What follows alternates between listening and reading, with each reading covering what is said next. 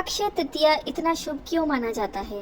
कहते हैं इस दिन विवाह, गृह प्रवेश, मुंडन, सोना चांदी खरीदना, नया व्यापार आरंभ करना आदि अत्यंत ही शुभ होता है।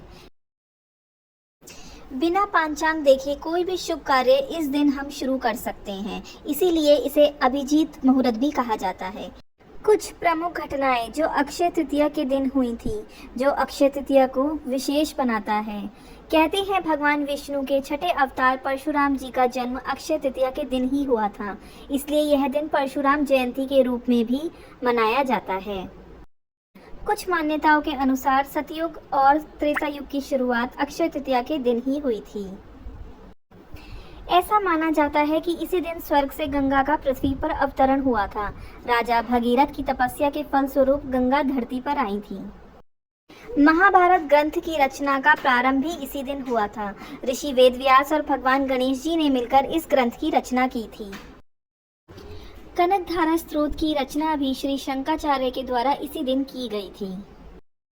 पवित्र तीर्थ स्थल बद्रीनाथ धाम के कपाट भी इसी दिन खुलते हैं। भगवान जगन्नाथ के रथों के बनने की तैयारी भी शुरू इसी दिन होती है। द्वारका में भगवान श्री कृष्ण और उनके बाल सखा सुदामा का मिलन भी इसी दिन हुआ था।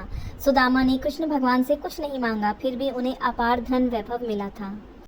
श्री बांके बिहारी जी के चरण कमलों का दर्शन भी हमें इसी दिन होता है।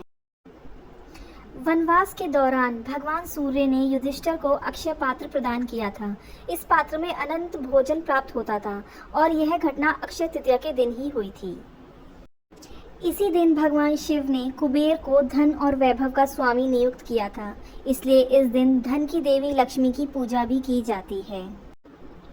जैन धर्म के पहले तीर्थंकर ऋषभ देव ने 1 वर्ष की कठिन तपस्या के बाद इसी दिन आहार ग्रहण किया था। उन्होंने गन्ने का रस ग्रहण में लिया था। इसी कारण जैन धर्मावलंबी इसे आहार उत्सव के रूप में मनाते हैं। ऐसी और कथाएं जानने के लिए हमारे चैनल भगवान का अंतर्ध्यान से जुड़ें।